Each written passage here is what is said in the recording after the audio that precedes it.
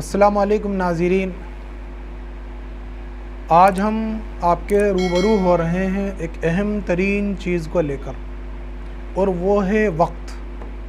आज का इंसान जितना वक्त की नाक़दरी कर रहा है, हालांकि दुनिया के तमाम लोगों इंसानों के लिए जितनी कीमती चीज़ वक्त है, इतनी दुनिया में कोई दूसरी चीज़ कीमती नहीं है। ये वक्त ही है जिसमें इंसान शाहो गदा बन जाता है, बादशाह से फ़कीर और फ़कीर से बादशाह। अल्लाह ने सबसे कीमती चीज़ अगर इंसान को कोई दी है तो वो है वक्त। और वक्त के ताल्लुक़ से अल्लाह रब्बुल आलमीन का ख़ुद फरमान ये है, अऊज़ु बिल्लाहि मिनश शैतानिर रजीम, या अय्युहल्लज़ीना आमनुत्तक़ुल्लाह वल तंज़ुर नफ्सुम मा क़द्दमत लिग़द वत्तक़ुल्लाह इन्नल्लाह ख़बीरुम बिमा तामलून। क्या मैसेज रब्बे करीम ने इस आयत मुबारका में दिया है।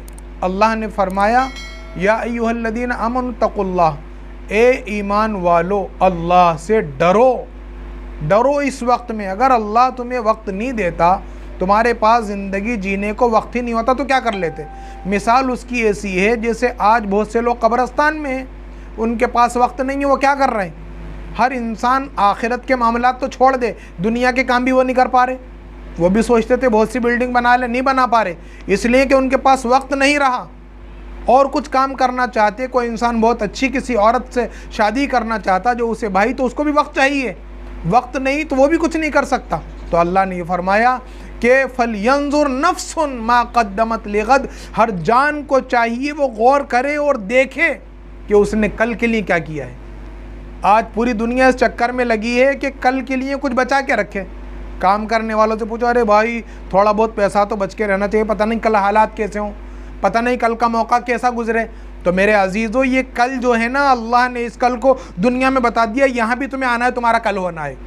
जिस तरह तुमने हर चीज़ को कीमती बनाया और सोचा कल के लिए मुझे पूंजी बचा कर रखना है, कल के लिए मेरा घर मजबूत करना है, कल के लिए मेरी औलादों को पहले से ही तैयार करना है, कल के लिए हर आदमी कर रहा है और आखिरत से आंखें मीच चुका है, जबकि उसे मालूम है कि उसकी कल दुनिया की आंखें बंद होने के बाद शुरू होने वाली है।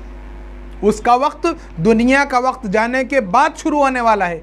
अगर उसने इस चीज़ की कदर नहीं करी, और अल्लाह रब्बुल आलमीन ने जो फरमाया कि हर नफ्स को, हर जान को, हर इंसान को ये चाहिए कि वो देखे कि उसने कल के लिए क्या तैयारी की है। वत्तकुल्लाह, फिर दोबारा उसी बात को लाया, अल्लाह से डरो। वत्तकुल्लाह, अल्लाह से डरो, उसे मालूम है जो कुछ तुम कर रहे हो। और एक किसके बाद दूसरे आयत में, वला तकूनू कल्लदीना नसुल्लाह वला तकूनू, तुम ऐसे मत हो जाना जैसे लोगों ने अल्लाह को भुलाया। फ़अन्साहुम अनफुसहुम, और अल्लाह तुमसे तुम्हारी जानों को भुलवा देगा। जानों को भुलवाने का क्या मतलब है, यानी तुम्हें अल्लाह के डर और अल्लाह के कामों की तरफ तवज्जो भी नहीं होगी। दुनिया तुम्हारा सब कुछ बन जाएगा, जैसे फ़िरौन को दुनिया दुनिया दिख रही थी और उसने दुनिया में सब कुछ किया और आखिरत में वो किसी काम का न रहा। हत्ता कि अगर देखा जाए तो वक्त जो इंसान के पास अल्लाह रब्बुल आलमीन ने दिया, आप गौर करो, अल्लाह ने कसम खाई है। कहीं फरमाया अल्लाह रब्बुल आलमीन ने कि वक्त के ताल्लुक़ से, वद्दुहा, चाश्त के वक्त की कसम, वल्लैल, रात की कसम।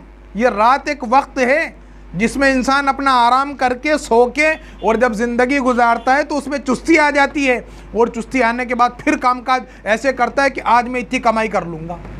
और उसी के साथ साथ फिर अल्लाह ने दिन की कसम खाई, वन्नहारी इज़ा तजल्ला, और दिन की कसम जब वो रोशन हो जाता है। मेरे अजीज़ों, अगर अल्लाह रब्बुल आलमीन रात ना बनाता तो दुनिया के इंसान की ख्वाहिश ये है कि वो जिस तरह दिन में गधे की तरह लगा रहता है, पूरी रात भी कमाता। जैसा कि आजकल बहुत से मुल्कों के ये वतीरे बन गए कि रात उनके लिए दिन बन गया और दिन उनके लिए रात बन गई, जबकि अल्लाह ने रात आराम के लिए बनाई है और दिन काम के लिए। लेकिन उन्होंने अल्लाह के सिस्टम को उल्टा कर दिया, अल्लाह के सिस्टम को उल्टा कर दिया उन्होंने। अल्लाह रब्बुल आलमीन क्या नाराज़ ना होगा।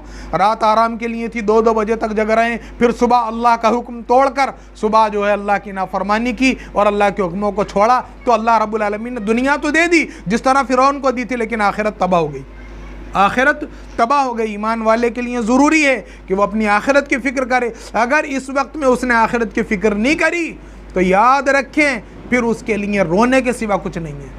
फिर वो सर घुटनों में देगा और अल्लाह रब्बुल आलमीन के सामने गिड़गिड़ाएगा। इंशाल्लाह इसके बाद वाली क्लिप में हम वक्त की पूरी थ्योरी आपको समझाएंगे कि ये वक्त है क्या। हमारा जो ये खन्नास दिमागों में बैठा हुआ है कि हमें 60 साल या 100 साल ज़िंदगी मिली हुई है, इसको अगली क्लिप में हम आपके सामने पेश करेंगे कि हमारी ज़िंदगी का हम मुहासबा करें। साथ ही ये भी समझ लें, अल्लाह ने चाश्त की जिस तरह वक्त की कसम खाई, इसी तरह वल असर ज़माने की कसम। इंशाअल्लाह इसको तफसील से अगली क्लिप में हम आपके सामने बयान करने वाले, आपकी ये थ्योरी वक्त की समझ में आएगी। अल्लाह रब्बुल आलमीन हमें सही तौर पर रब्बुल आलमीन की हक़ानियत को समझने की तौफीक दें।